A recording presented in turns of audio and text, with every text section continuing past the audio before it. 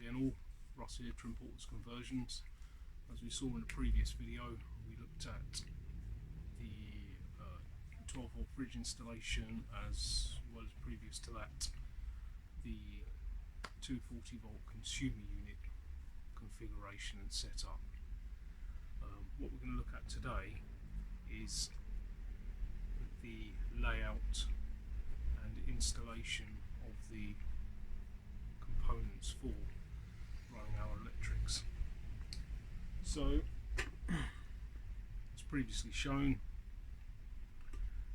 we need to find a place for our 240 volt consumer unit to live.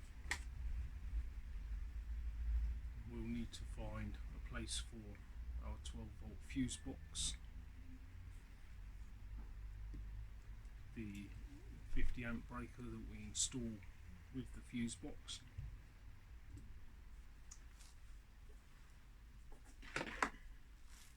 the C-Tech D250 SE DC to DC charger, and we also have a Umax 10 amp fit and forget battery charger. So for this conversion, the battery, the DC charger and the battery charger for mains hookup will be installed under the bed. The 240 volt consumer unit, our 12 volt fuse box and circuit breaker, they'll be installed in the rear cupboard. Space is quite tight in this van. The customer has gone for a Rib 120 XL bed, so it's a 3-seat bed. We'll show you a video on installing it as well. I expect it's a 3-seat bed, but it's only 120 centimeters wide. So your standard beds are generally 112. So normally your cupboards will be that much further forward, allowing you space to put a leisure battery down by your wheel arch. Space is a lot tighter because of the wider bed, so the battery is going to be located under the bed itself, which of course isn't a problem. So we'll head over to the table and we'll have a look at what we're going to do with mounting up these components. Okay, so what I've done is I've drawn out with measurements a layout of the inside of the cupboard. So we have the wheel arch here, this is the floor, we have the cupboard wall, we have the shelf above in the cupboard, and also the back wall of the van where the ply is. I've transferred that template to this ply, and I shall mount the components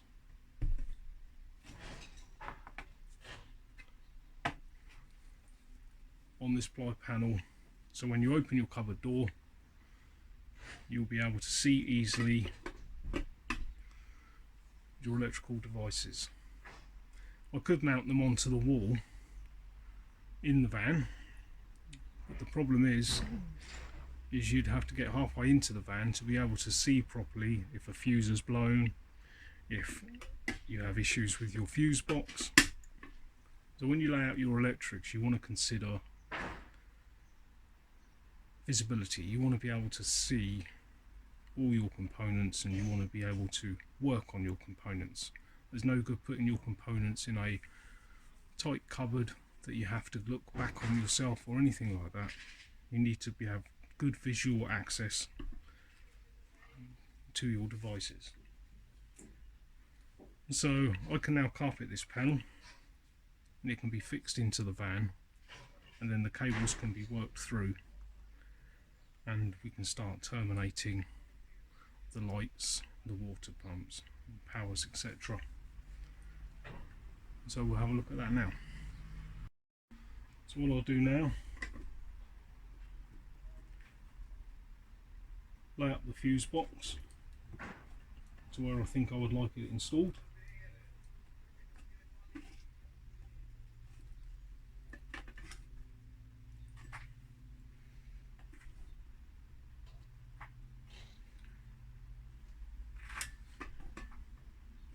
draw around the fuse box.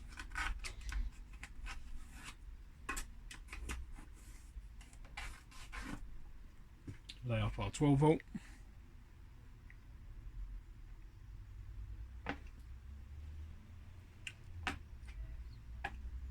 And our breaker.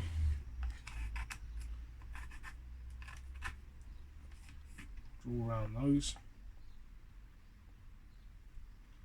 At this stage it doesn't have to be perfect.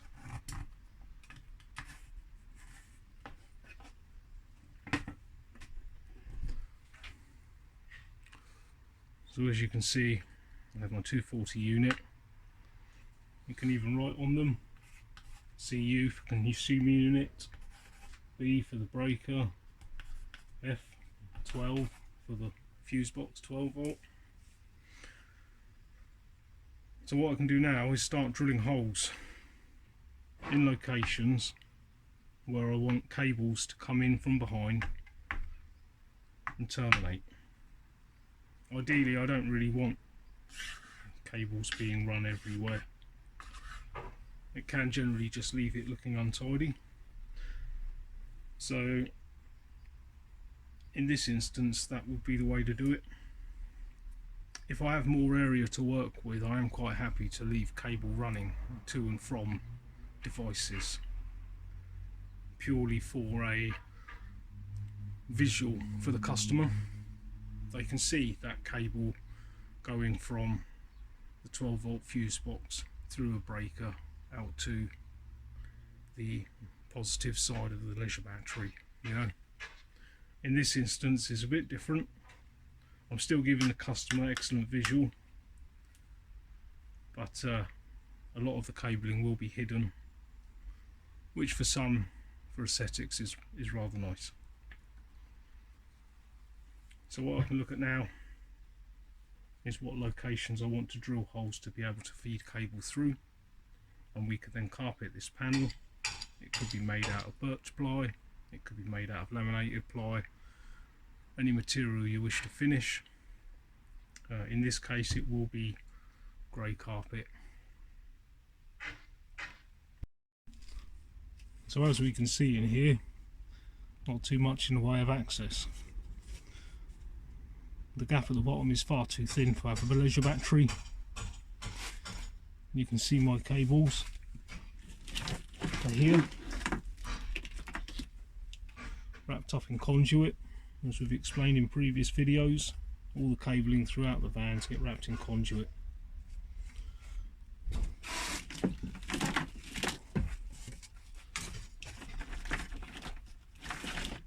So with regards to our panel we will fix in,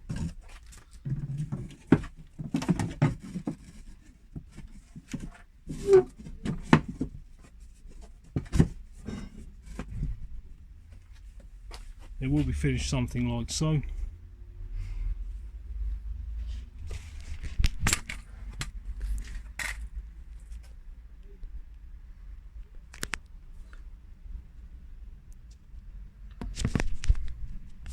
So it's scribed in. It's quite dark in there.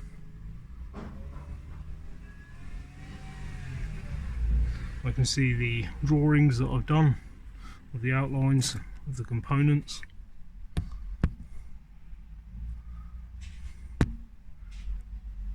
So I know where I can drill and look to terminate. So if I, as I said before, if I was to have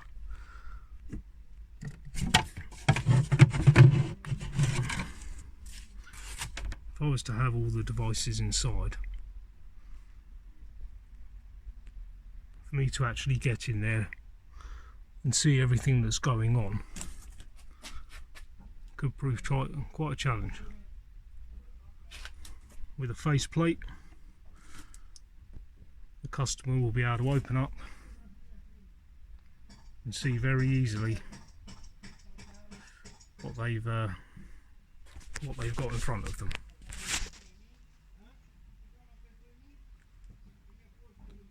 So I'll start getting those holes drilled.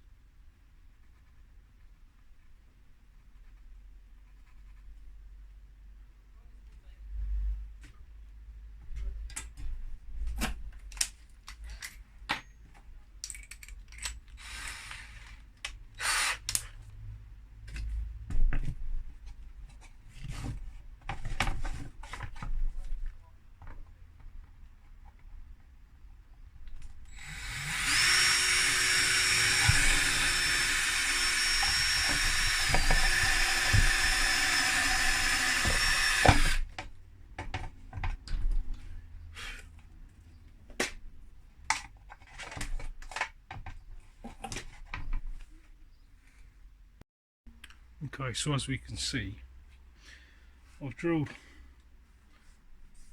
holes around the 12-volt fuse box there. So the live connection, if we put the fuse box on, you can see. So the live cable will come out from the back of the board and terminate into this live fix down here, and that's corresponding for each 12-volt load that you have, with the exception of a fridge and perhaps diesel heater. And we also have the earths from those same 12-volt feeds.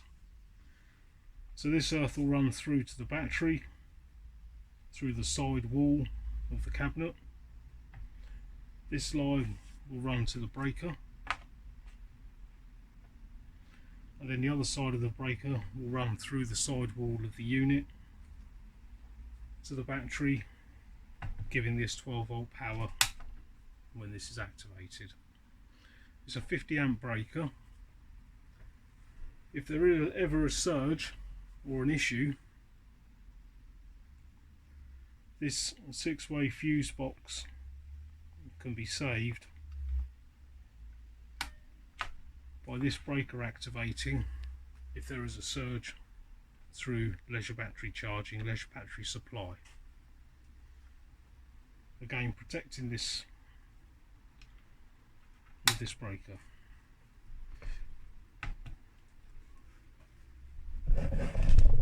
So the same principle here.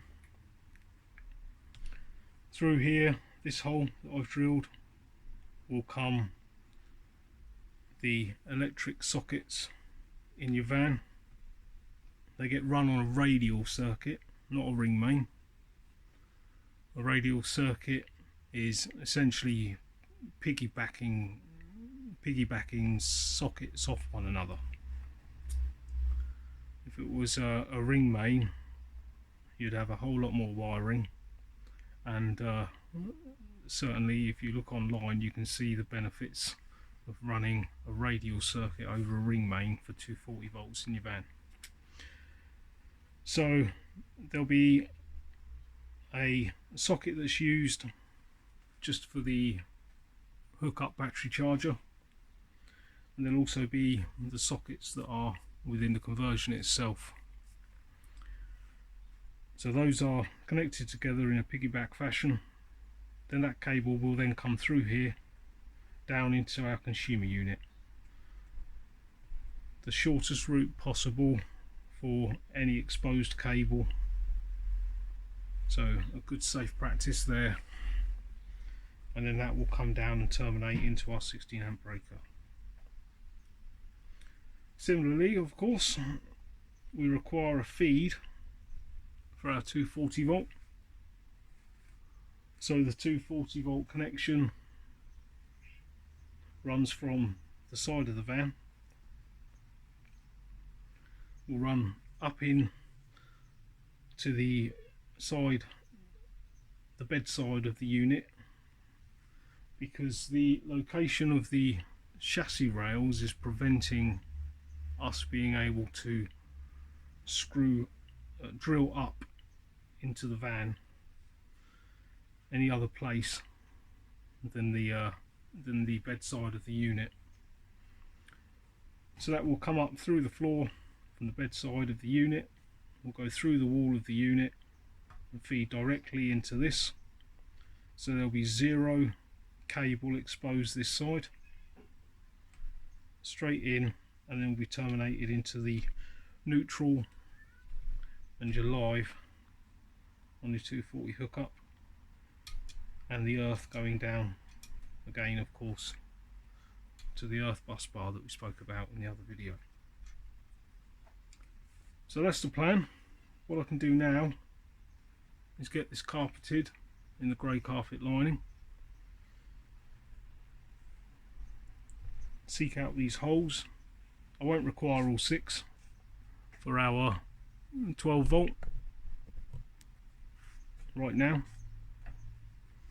and I can then get these mounted and then get some cables threaded through and start looking at terminating. So I'll just show you what I was talking about previously regards getting cable up through the van. So what we have here, essentially directly next to the wheel arch, is a chassis rail, which is pretty much the width of what opening we have here. So for me to actually get a cable, or even 2 or 3 cables up the floor there, is a nigh on impossibility. So what we shall do is come up through the floor from the bed area and go through the wall of the cabinet. I don't know if we can actually see, but there's that chassis rail.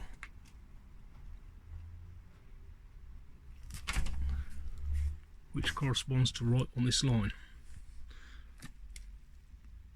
So this wouldn't really be a problem if it was a 112 bed, your standard sort of size 3/4 width camper van beds, because this unit would be out here somewhere, which allows us space then to get our cabling up. Maybe an oversight on our part, but unfortunately it's what we're dealing with right now, and of course we'll always endeavour to make it as safe and secure as possible. It's going to be under the bed, the customer's happy and understands that, so it's not an issue at all. But I thought I'd just show you the video of what we have to deal with here. A chassis rail running right here, I cannot get cables up and through. I could potentially get them up here because there is a square hole in the chassis member that you saw, but then the cable's coming out of here, not ideal. I'd much rather they come up this side into the cupboard and then fix into our panel that we're going to fit.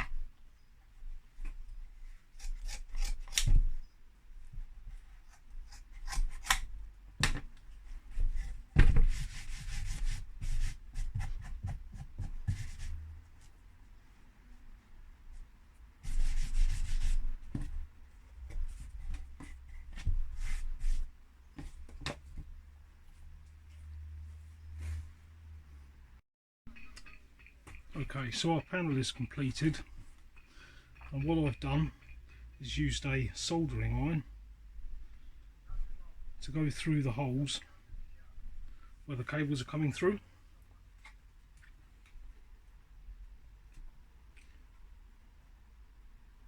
So I can position up my components now.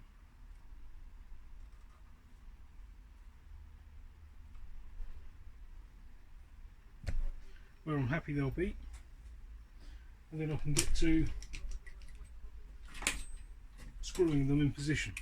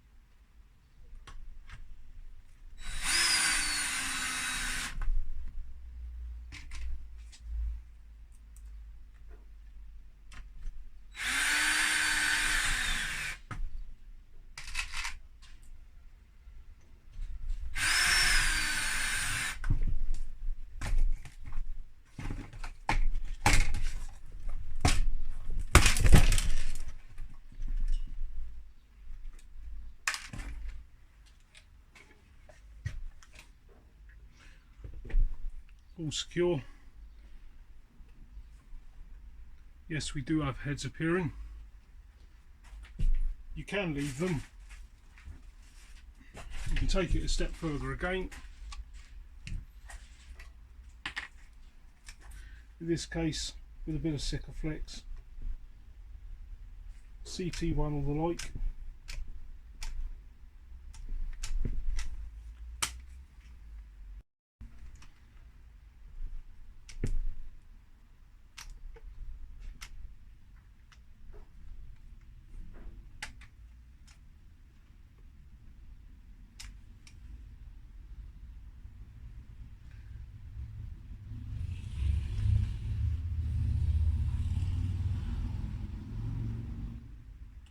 What we're doing there is just giving it a little barrier.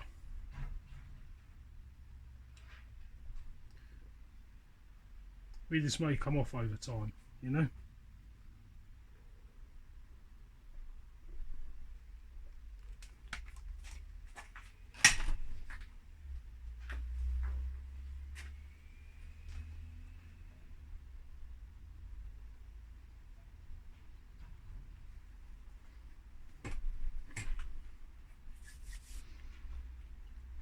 So we can now just let that set for a bit.